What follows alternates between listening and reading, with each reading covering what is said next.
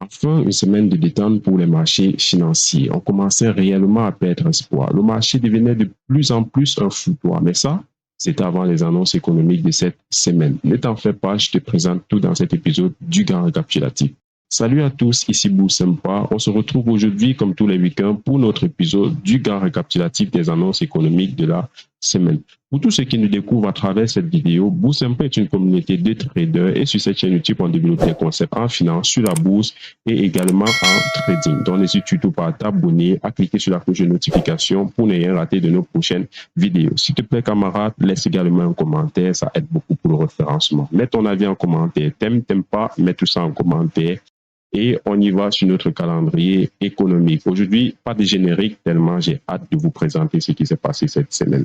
Donc, camarades, on commence par le lundi. Comme vous le savez, je vous l'avais dit dans le grand récap précédent, c'était un lundi littéralement férié. Donc, on va regarder beaucoup plus à partir de mardi. Alors, le mardi, qu'est-ce qui s'est passé dans la zone dollar? On a eu la confiance des consommateurs qui est revenue supérieure aux attentes. Ensuite, nous avons eu le mercredi. Le mercredi, c'était du côté de l'euro avec l'IPC allemand qui est revenu inférieur aux attentes. Très, très bon hein, pour l'euro. Parce que vous savez, on anticipe déjà une baisse des taux d'intérêt. Mais on va en parler à la suite de ce grand retard.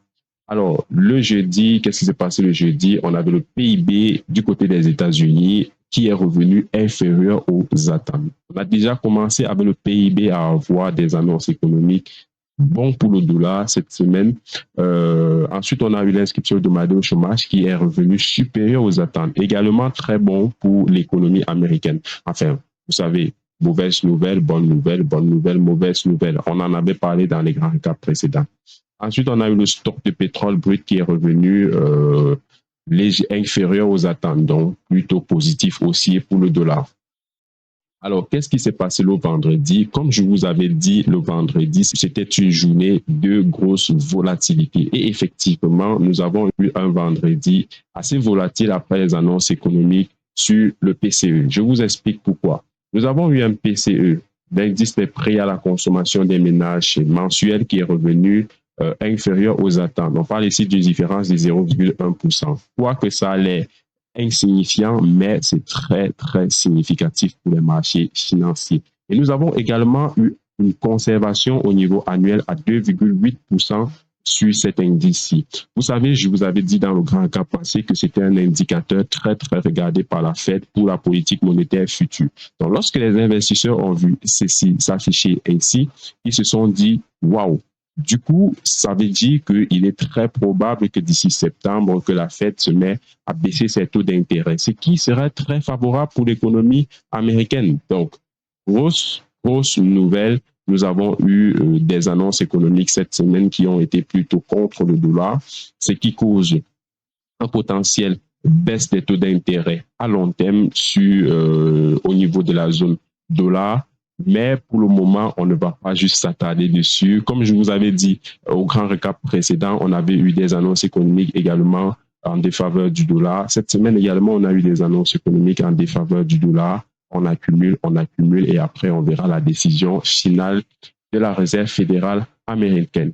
Quoi qu'il en soit, pour le moment, nous sommes contents d'avoir des annonces économiques pareilles parce que ces annonces économiques traduisent tout simplement que les ménages consomment moins que par le passé. S'ils consomment moins, ça veut tout simplement dire qu'il n'y a plus suffisamment d'argent, les denrées deviennent de plus en plus chères, l'inflation n'est plus supportable et donc on risque d'avoir un crack. S'il craque, la Fed va baisser les taux d'intérêt et c'est l'objectif voulu. Donc, globalement, cette semaine, on a eu une semaine plutôt en défaveur du dollar, quoique vous verrez plus tard sur la coupe du dollar que le dollar s'est plutôt bien conservé en faisant des hauts et des bas sur un marché en range cette semaine. Donc, on va aller sur les graphiques et vous verrez tout cela au niveau des graphiques.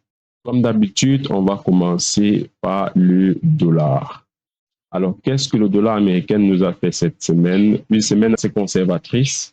Vous verrez ici, voilà, nous avons une ouverture de la semaine le 27, à peu près là, et puis clôture là, vous voyez que globalement, le dollar a fait quelque peu du yo-yo, un plus bas, un plus haut, un plus bas et revenir à ce niveau clôturé. Donc, littéralement, cette semaine, on a eu la formation d'un doji.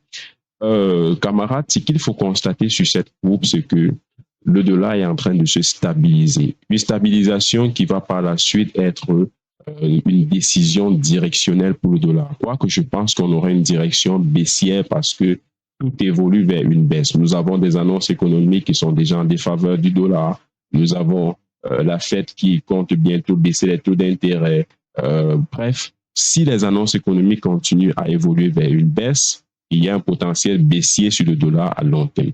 Si les annonces économiques évoluent plutôt vers une hausse du dollar, nous aurons une probable report de la baisse des taux d'intérêt, ce qui va causer une continuation haussière pour le dollar. Donc, la cassure de ce niveau de range sera une très, très bonne direction long terme pour le dollar, en tout cas pour plusieurs mois. Dans cette semaine, qu'est-ce qu'on a eu au niveau technique sur le dollar? Nous avons eu ici la formation de cette étoile que j'ai mis ici en bas. Nous avons eu la formation ici de cette étoile. En réalité, j'attendais que le dollar revienne au niveau ici de cet order bloc, mais on a eu une légère cassure par le bas. Nous sommes revenus toucher l'étoile. Et puis, nous avons continué une tendance haussière pour revenir chercher un pullback au niveau de cet autre order bloc qui est également très proche de cette moyenne mobile. Donc, nous sommes revenus chercher ici et il est probable que si on revienne casser une fois de plus ici, si on revienne casser ici, tout comme on a cassé ici, ça sera probablement une direction baissière qui sera déjà en train de s'engager sur le dollar. Je rappelle qu'au niveau du RSI, nous sommes plutôt dans une zone de vente et non dans une zone d'achat, ce qui est favorablement baissier pour le dollar, pour l'indice du dollar. OK, on va continuer en allant sur l'euro. On va aller du côté de l'euro. Alors, qu'est-ce qu'on a du côté de l'euro? Vous savez, depuis un moment déjà, l'euro est plutôt stable. L'euro essaye vraiment de consolider avant une décision sur les taux d'intérêt. Et ça tombe bien parce que cette décision, c'est la semaine prochaine. Ah ouais.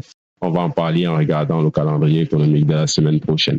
Donc, globalement, cette semaine sur l'euro, nous avons eu un euro assez conservateur, comme d'habitude. Nous avons eu une grosse accélération baissière comme ça, et puis une reprise haussière, une formation en V.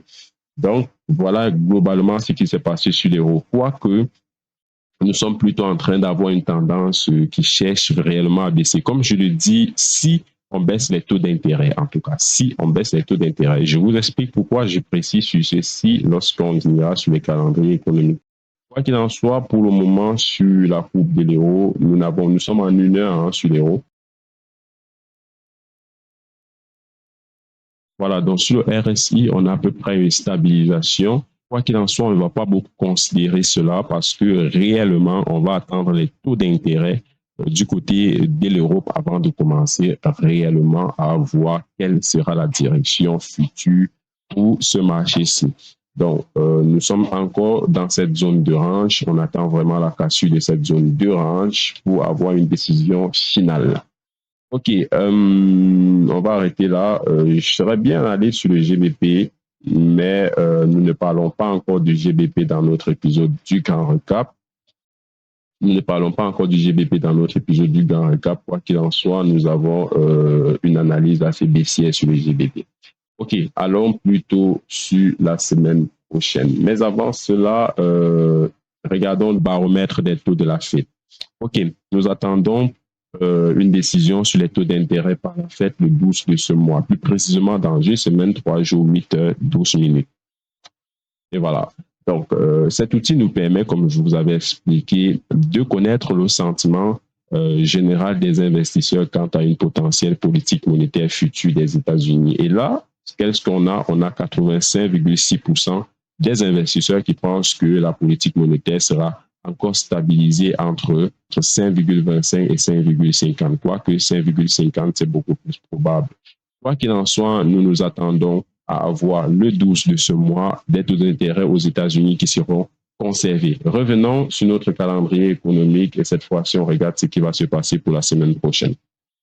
Alors, la semaine prochaine, la semaine prochaine, on aura réellement beaucoup de volatilité sur le marché. Je vous conseille de beaucoup trader la semaine prochaine, mais également de beaucoup trader dans la prudence parce qu'on aura beaucoup de volatilité. Je vous conseille vraiment de regarder le calendrier économique la semaine prochaine. J'enverrai tout cela dans le canal. Pour tous ceux qui sont dans le canal, ils auront tout cela. Donc, la semaine prochaine, on aura du côté de l'euro le PMI, l'indice PMI qui va revenir. On va déjà regarder les chiffres sur les sociétés. Ensuite, on aura l'indice PMI manufacturé qui va revenir du côté des États-Unis. Si on continue, on aura le mardi avec en zone euro l'évolution du nombre de chômeurs en Allemagne. Je rappelle que nous avons eu un taux de chômage plutôt baissier en Allemagne. Le rapport Jobs sur les nouvelles offres d'emploi aux États-Unis. Vous voyez le lundi volatile, le mardi volatile, le mercredi l'indice PMI qui va revenir en France, l'indice PMI service notamment. Création d'emplois dans le secteur non agricole. Nous avons le vendredi avec le NFP qui va revenir. Le NFP, c'est vendredi, donc le mercredi, on aura déjà cette data qui est une petite prévision pour celle qui va revenir le vendredi. Ensuite, on aura l'indice PMI également service du côté des États-Unis. Nous aurons l'indice PMI manufacturé, le store de pétrole brut. Donc, on a un mercredi volatile, un jeudi assez volatile, mais du côté de la zone euro, notamment avec le discours de Lagarde, conférence. Vous savez, ce discours-ci sera beaucoup observé parce que justement, on aura les taux d'intérêt. La décision sur les taux d'intérêt est très claire du côté de l'euro. On risque d'avoir une réduction des taux d'intérêt. La réduction des taux d'intérêt se fera probablement de 25 points de base. Si on a une réduction des taux d'intérêt, ce qui est déjà très, très attendu, il n'y aura pas de grosse volatilité. Par contre, nous aurons beaucoup de volatilité lors de ces conférences. OK? Donc, il faudra faire attention aux taux d'intérêt qui vont revenir et également faire attention aux conférences qu'il y aura après.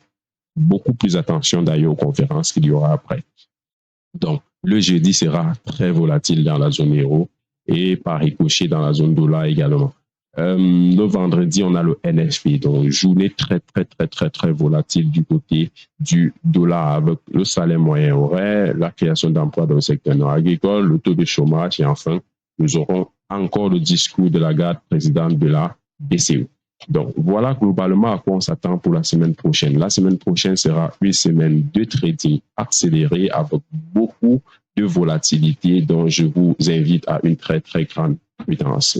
Allez, le point hebdomadaire, qu'est-ce qu'on a? Du côté indice, on a le CAC 40 qui s'est négocié à 7 992,87 en clôture de marché avec une hausse de plus 0,18%.